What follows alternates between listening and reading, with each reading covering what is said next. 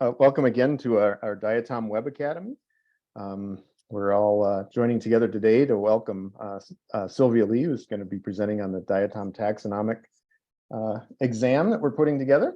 I wanted to just give a few brief announcements. Our next Diatom Web Academy is scheduled for March 28th, so actually 4 weeks from now. We've got a gap in the middle. One thing we would like to do is invite people back in 2 weeks to have some more discussions, in particular about the taxonomic certification process that we're going to be discussing today. We'll send out an announcement, but have just an open Zoom call where people can comment on it and look at that.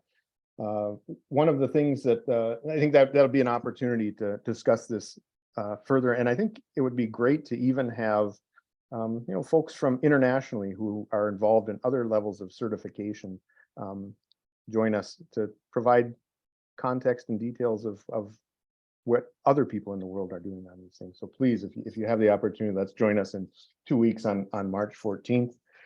You can always, of course, find the news about the Diatom Web Academy at the web link that I just put in the chat.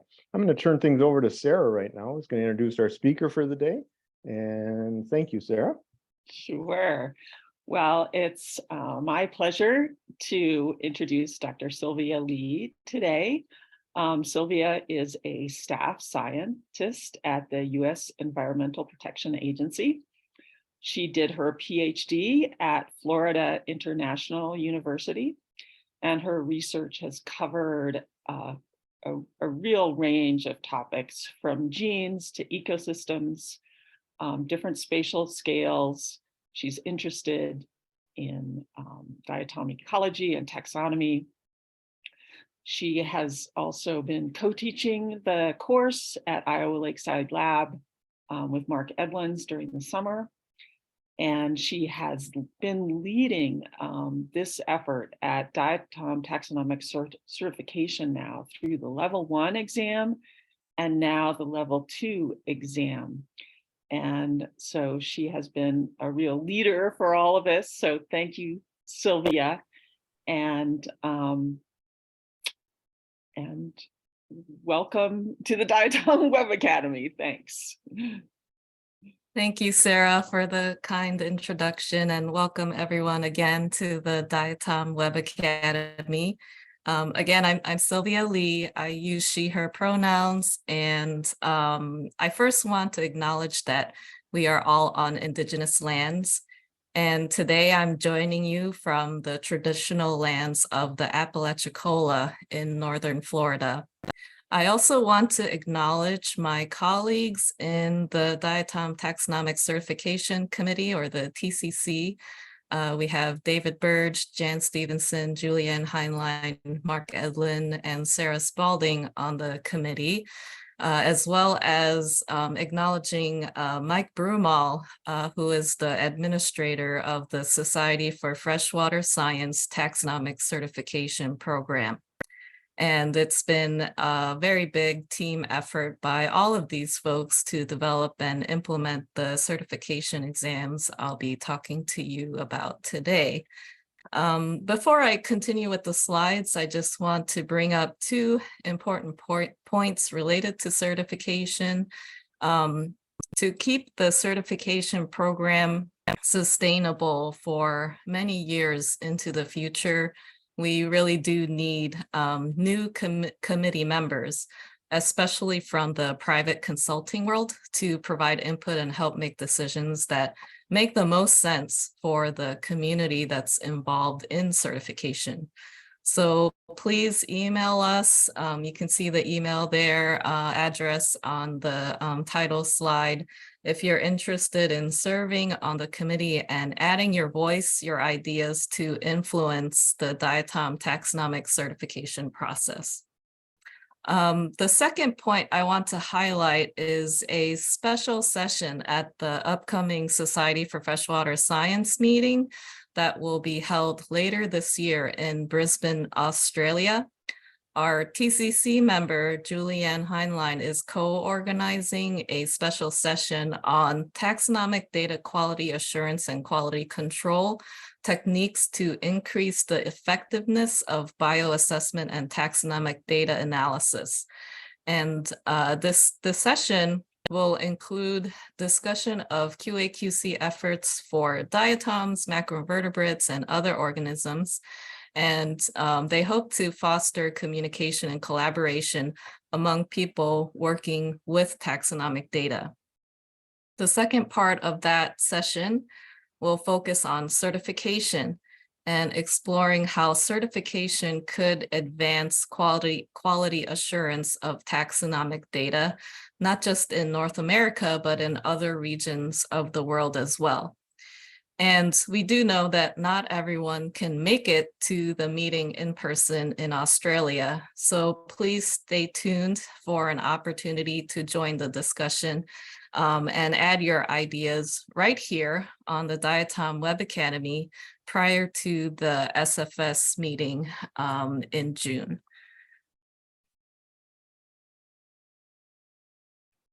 So as Sarah mentioned, I work at the U.S. Environmental Protection Agency, and these are just some disclaimers I'm required to show. This presentation does not reflect official EPA views or policies, and I am here today speaking only on behalf of the Diatom Taxonomic Certification Committee. The goal of today's webinar is to provide updated information about the Level 2 exam. Make sure you have the information you need to prepare for the exam and to address any questions you may have about the Level 2 exam. And as Mark mentioned at the beginning, there will be an additional opportunity to talk about the certification process 2 weeks from now. If you joined us or watched the recording of our previous webinar about this exam, I'll be repeating some of the background information, so please bear with me as I go through that.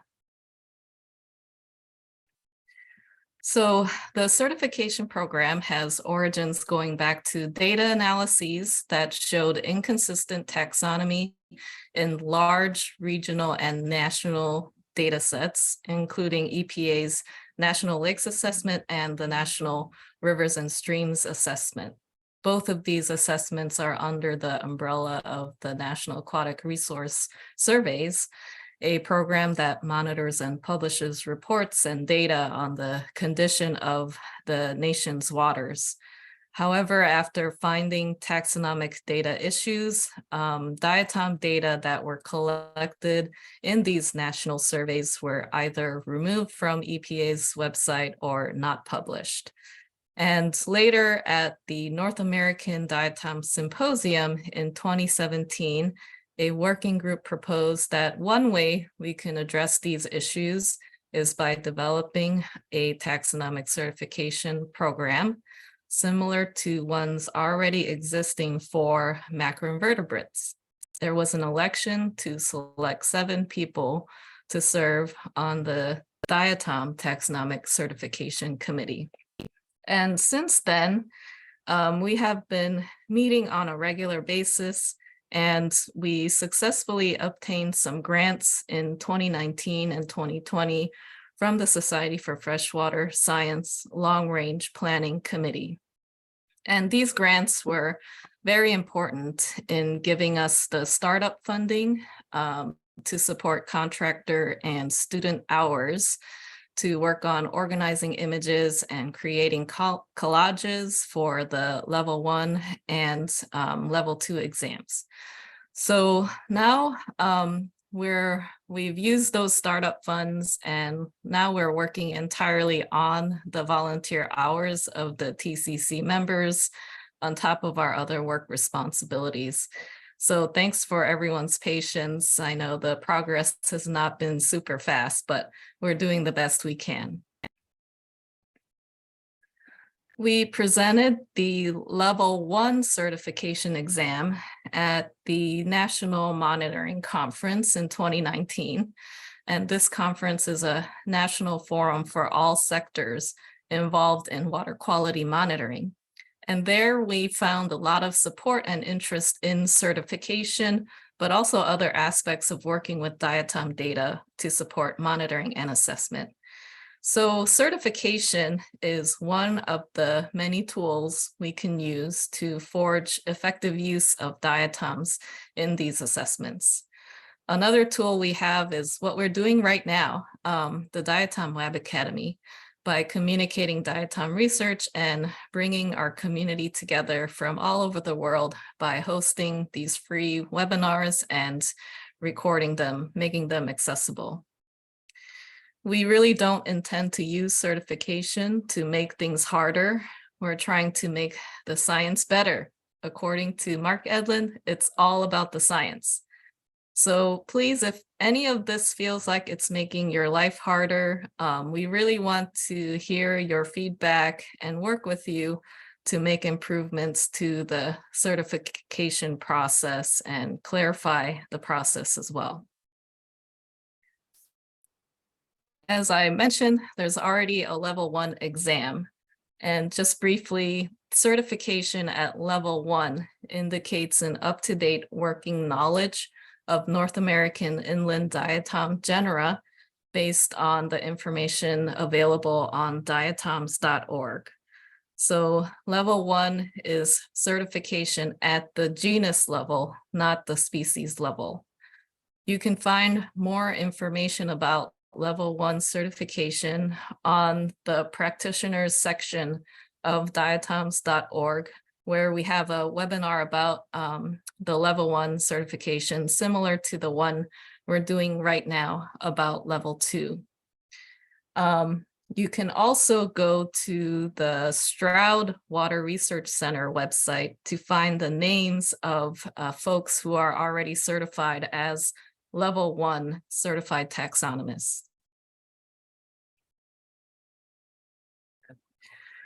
So to develop the level 2 certification exam, we introduced a demo version of the exam back in May of last year and sought feedback from you, the diatom community. We provided public recognition and appreciation for the folks listed here.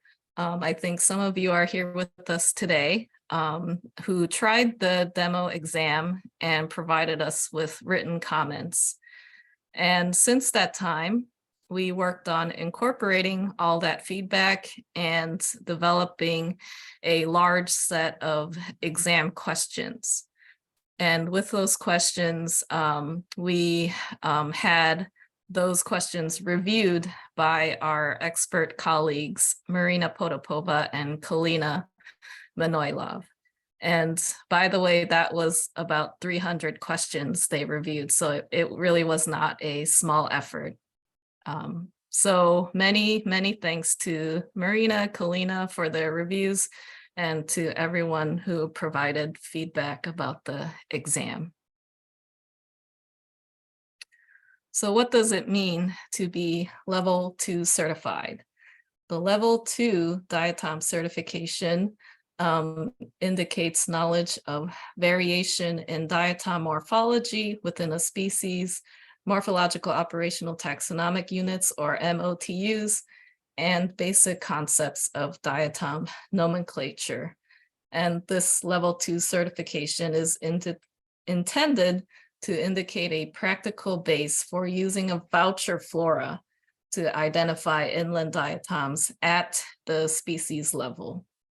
Our primary goals of this exam is to acknowledge proficiency in the skills used to distinguish mOTUs, identify specimens that should not be included in an mOTU without further investigation, the skills needed to assign formal scientific names to these mOTUs using diatoms.org as a reference, and a basic understanding of the rules of botanical nomenclature. So I want to highlight on the diatoms.org website, at the very top header section, there's a practitioners section where you can find links to the study material. And I don't have access to the chat right now, but maybe someone from the TCC can share the link if they have not already. So that's what this taxonomic certification page looks like. In the practitioners section, it has information about level 1 and level 2 certification. And most importantly, it has these very useful links, including the level 2 practice quiz, the feedback we mentioned before. We'll update this webinar link with today's recording of today's webinar. And there's also a new feature I'll talk about, being able to download species, a list of species that may be used for the level 2 exam.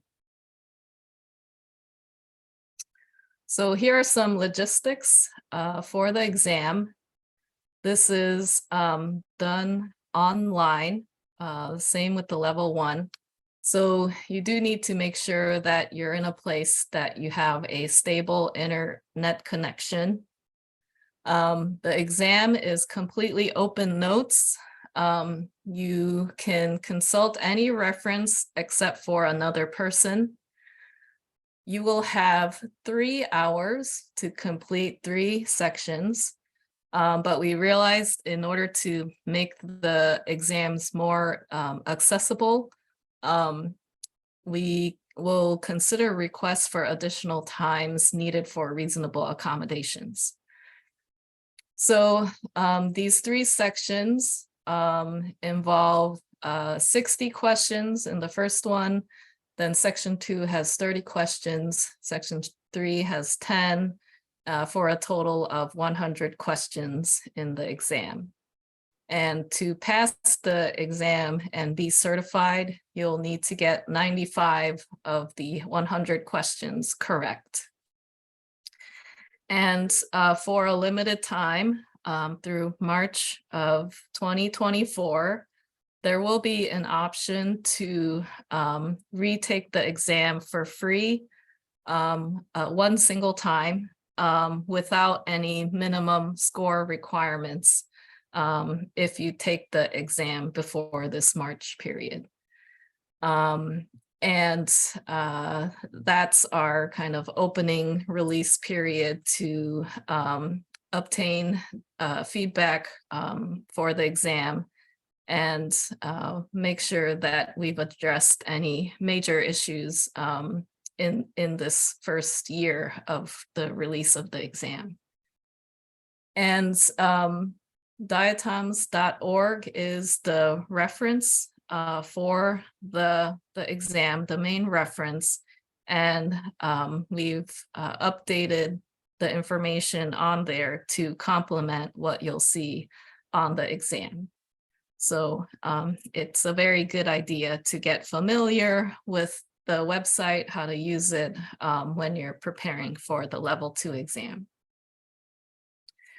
We do also have a practice quiz available, mainly so that you can get familiar with the logistics of using the format of the exam, which is in class marker. And so you'll see, you'll get used to what the exam looks like, the images, being able to click on a link to enlarge the images and the different sections, the 3 sections.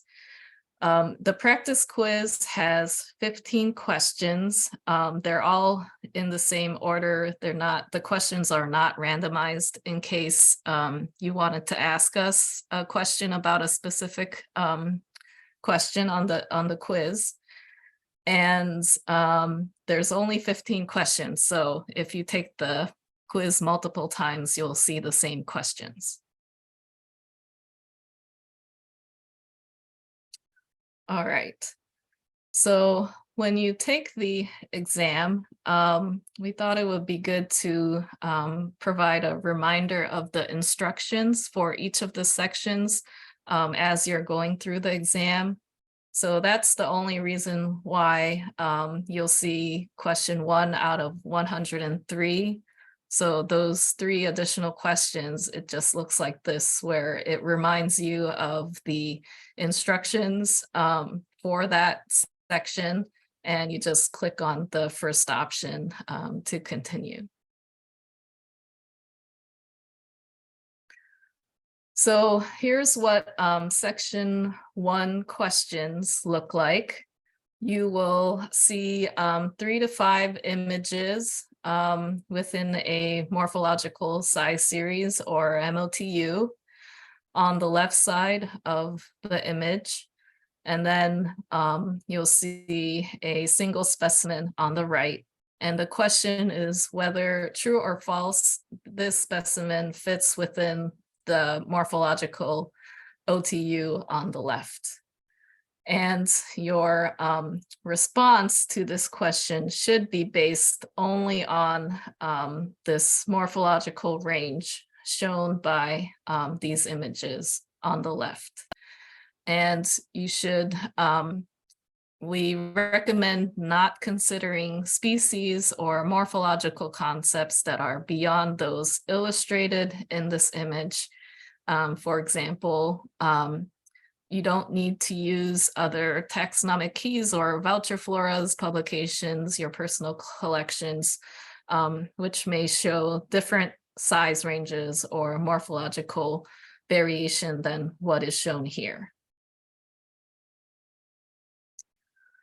That's pretty simple. It's just true or false questions for section 1. There is an option in Classmarker to go back to questions that you bookmark. So that's what I'm showing here. You can click on this little yellow flag to bookmark a question you want to go back to. And then at the top of the exam, you'll see an option to see a list of all questions. And then this kind of window will pop up, and you can go to the yellow flagged bookmarked question, or select this other tab to see only the bookmarked questions. So moving on to section 2, you'll see a similar series of images that represents a single mOTU, and you'll respond in section 2 by entering a formal scientific name of the taxon shown. And we've made sure that each of these taxa is represented on diatoms.org. It has a species page on the website, and you'll be typing in or copying and pasting the genus name, the species epithet, and if applicable, the intraspecific name, like a variety. You do not need to include the author or year of publication, as it says in the question there. So this is one way you can approach the section 2 questions. You can go to diatoms.org, and you can see all the species in diatoms.org that have been completed to date using the species header link on top. And then you'll be able to mouse over these names and copy the name from there. There's also another function that we've added to be able to download a species list as a PDF if that's easier to use for you. And you can imagine that when you're going between the questions in the exam and diatoms.org, it would be helpful either to use multiple screens or multiple tabs to go back and forth during the exam. So this is what I mean about the mouse over. When you mouse over one of the names in the species page of diatoms.org, you'll see this pop-up summary, a description of each taxon. And we strongly recommend copying and pasting the name from here or that downloadable species list. And we strongly recommend this so that you can avoid as much as possible issues related to spelling. We think that spelling is important attention to detail and a skill that taxonomists need. So in most cases, we will not accept incorrect spelling of the names. But of course, if there are issues that arise, the exam administrator will take a look at that, and questions will come to us, the Taxonomic Certification Committee. So this is all you need to do is paste that species name as plain text. You don't need to worry about italicizing it or including the author or year of publication. So that's what we are looking for as answers in section 2. For section 3, this is a multiple choice format, and the questions are related to knowledge of basic botanical nomenclature. And there are 2 main types of questions. One is selecting the complete and correct scientific name from one of these 4 options. And the second question type is determining the one correct Bayesianism from the 4 options. So the original name of that taxon when it was first described. And we're not trying to be tricky with these questions. There are steps that I'll show where you can go on diatoms.org to find the exact information you need to answer these questions. And one thing that I'll note here is that diatoms.org uses the International Plant Names Index author name abbreviations to standardize author names. And I'll touch on that. But so right here, the standardization of taxon author names. If you want to read more about that, the information is here again on the practitioners section of diatoms.org. And we're not going to test this on the exam, but it's more for your information why names like Ehrenberg are abbreviated to Aaron B. period. And just having a standardized way to accommodate things like identical surnames like Smith, William Smith, and H.L. Smith. So that's our way of dealing with these issues and being able to cite the correct authors for each of these names. So back to where you find the information to answer these multiple choice questions. Here's the one of the questions on the practice quiz. Select the complete and correct scientific name. So you can go to the taxon page, for example, here for Terpsinoi musica, a beautiful diatom. And right under the name, you'll find the author. So using this information, you should be able to in a fairly straightforward manner find the correct answer. And then for the second type of question about the Bayesianism of a taxon, you'll go to the original description section of a particular taxon page. For example, this is for Sororella librile. So you hit that original description tab, and then it'll bring you right to the Basionym. Here it's Navicula librile and the original author Ehrenberg, 1832. So that should be a straightforward way to find the answer to the Basionym questions. And after completing the exam, we still think it's important to get your feedback. I think once you've taken the exam, you'll have a better sense of what worked, what did not work, and how it can be improved. So we would really appreciate any feedback you have and open to your ideas on how to improve the exam.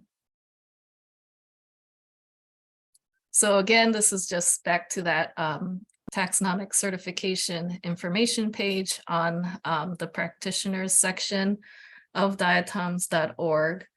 We'll be updating the information about these certification exams if anything changes. And again, just highlighting the links to the level 2 exam resources that may be helpful when you're preparing for the exam. And here's the link to downloading a PDF of the species list. And it's been limited to the inland diatoms on diatoms.org, now that we also have marine taxa on the website. So to schedule a exam, you'll go to the Stroud website. That link is also available on the previous page. The Stroud website right here is linked. And you can go to their scheduling information page and fill out an interest form where you could take the test remotely. It does say that sometimes the certification exams could be part of a meeting like Society for Freshwater Science or North American Diatom Symposium. So if that's available, that information would be announced through those meetings and on diatoms.org. So mainly, the exams will be done remotely. And if you have any questions, or if there's any issues with the form, you can contact Mike Broomall. This is his taxonomic certification program email at the Stroud Center. Some important notes about scheduling an exam. The exam will need about 3 to 4 weeks lead time for scheduling. This is because Mike has other duties, and especially during the summer field season, which I think starts very soon in March. And again, here's the link for the interest form. And that's that after doing that interest form, you'll be directed to a page to pay for the level 2 exam, which right now is $250 for Society for Freshwater Science members and $350 for non-members. And you should know that during the exam, Mike will be monitoring you via a webcam and microphone. So you'll need to have a computer that has a camera, a microphone, and the ability to use the Zoom. So that's all the information I've prepared for the level 2 exam. I'm happy to take any of your questions. either now or in 2 weeks, or if it comes to you, you could feel free to email us. And again, I want to stress that we are looking for new committee members to make sure that your voice from your sector is represented, and to keep the certification program sustainable. So again, thank you so much for your attention, and please send your suggestions and your self-nominations to our email, diatomtcc@gmail.com. Thanks, everyone. All right. Thanks a lot, Sylvia. Awesome job. We have some time for questions right now, and I'd also like to remind folks that in 2 weeks, we'll have more of an unstructured Q&A section, well, in the regular place of the Diatom Web Academy. I would just like to extend extra thanks to Sylvia. Not only is she doing all the legwork that many of us on the committee have been doing to make questions and edit images and look up names, but she's also been herding us and assigning us tasks, and she's been involved in every aspect and certainly instrumental in moving this forward. So thanks a lot, Sylvia, for all that you do above and beyond what the rest of us do. We have a question in the chat from Kyle. He says, why is the exam limited to inland species only at this time? And are there plans to offer a marine brackish flavor of the exam in the future, or a comprehensive exam with inland and marine taxa? Yeah, all great suggestions. I hope one day we can have those options, and it's good to get those ideas now so we can start thinking about how we can make those different exams available. The focus on inland diatoms, I think, is mainly because that's the focus on diatoms.org. And we needed to make sure that we had a standard reference that was available and accessible to everyone who may be taking the test. So yeah, it's a little bit more difficult to find standardized information about coastal marine taxa right now. So hopefully we can build up those resources and be able to create a certification exam, including those or focusing on those taxa. And for any of these questions, if other TCC members want to chime in, please do so at any point.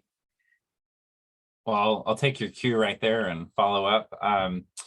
Kyle, if you would like a marine exam and you have access to materials, you are more than welcome to collaborate. I think we have ironed out maybe a recipe, or at least the initial bumps in the road for putting together the exam, and we can maybe come up with a list of items that one could prepare to make an exam, as far as numbers of images and what kind, and researching the nomenclature. So if you want to get involved and see that exam, you can help make it happen.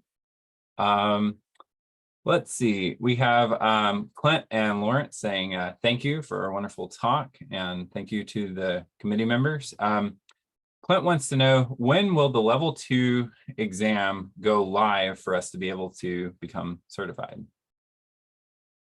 Yeah, I think you can, it's actually, you're able to schedule it now. We're releasing it. We don't want to, I know everyone has been waiting patiently for it for a while, so we didn't want to delay that further. So you can go ahead and contact Mike Broomall about that and schedule something. Although, as I mentioned, we're getting into the summer field season, so you may need some lead time, but hopefully that works okay with preparing for the exam and scheduling a date and time for the exam. Clint says, excellent. He's going to schedule as soon as possible. Awesome. Sarah, I'd just like to note to everyone that right now the species list that is available for download, has some marine species. Hey there, Sarah, if you just want to go ahead and jump in. Yeah, I noted that there are still some marine species in that list that you can download, and so I will make an edit and reload it. So it's just freshwater for now. Thanks, Sarah. Great. Let's see. Mark Edlin says, tests, or Mark, do you just want to ask your question? I'd rather you just ask it. I don't want to read what you said. Well, maybe he can't. I'll give him 2 more seconds. There he is. I just have to unmute myself. I got to find all the buttons. Sylvia, the test that this level 2 exam is really strongly based on using morphological operational taxonomic units. And I'm just curious what your sense is. How commonplace is that approach of using mOTUs or voucher floras in regional and federal monitoring programs? Can you give sort of our listeners a sense of how commonplace that is? Yeah, glad you mentioned that, Mark. I think the use of morphological operational taxonomic units, or OTUs, is increasing, but it's really a formalization of what Diatom taxonomists have already been doing for many years. And I think it's just a phrase that has a specific context to describe. It's in the context of monitoring and assessment using this voucher flora approach in efforts to increase consistency and efficient harmonization or alignment of names among different analysts and between different projects as well. It has a mostly North American context, and it's that mOTU is the unit of enumeration that's assigned like a code name for a specific project, and eventually those codes are linked to published scientific names, if that's possible, or provisional names if it turns out to be an undescribed taxon. So it really represents sort of that project level morphological species concepts before the taxonomy can be finalized for a specific monitoring or assessment project. Thanks, Sylvia. I'm wondering if I know that in the past we've I think in 2020 Meredith gave a program or a Diatom Web Academy on voucher floras and kind of creating them and working. But I wonder if we should kind of put on the list a best practices session for the Diatom Web Academy on using mOTUs and how, just sort of those bench practices and how to best do them. I think that might be a nice thing. I don't think we've covered that in our Web Academy so far. So let's put that on our to-do list. Yeah, I think that's a good idea. I see Sarah's hand is up. Thanks, Sylvia. I know I appreciated the introduction to your talk that you said that our goal is not to make people's lives harder. And I just want to re-emphasize that and, sort of reach out to people. How can what we do as a community make this process easier for you? How can our work in terms of identification or taxonomic consistency really be efficient and not burdensome? So I would really like to hear back from the community and invite folks to bring those comments now or to the discussion that we have in 2 weeks. Yeah, Sarah, I think it's really great to keep in mind, that it's not a test designed to weed people out, but more to get everybody on the same page and help people who maybe might need help in understanding where they're maybe not consistent. Yeah, and towards that end, people comment about what kind of training would be helpful to you. What do you want to know? How can we as a community facilitate the development of our field and meeting the challenges that we have right now in terms of numbers of samples and time and costs? How can we meet those challenges? I see in the chat here, both Kyle and Clint mentioned that they have been informally or will be using voucher flora approaches in their daily lives. It's just interesting from my perspective, living in the middle of the continent and not venturing far for work. Kyle, it's great to hear that you guys are working in both freshwater and marine environments, which I'm just naive to in my daily life, and it's great to keep that in mind. Let's see. I know we have a couple questions in here. Layla says, "Thank you, Sylvia." Ooh, there's another big chat came in. There we go. Thank you, Sylvia. Is this exam concern only? Does this exam only concern the species described in diatoms.org? What about the list of species added without iconography? Yeah, thank you, Layla, for your question.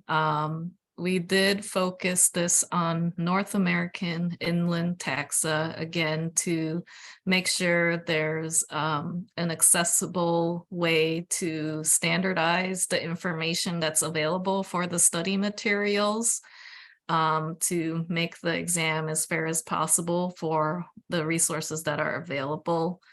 I think your voice would be important to provide input on maybe the upcoming special session at the Society for Freshwater Science meeting, where there will be more exploration of how certification could be implemented in countries outside of North America. And actually, there are some already starting to be developed and implemented.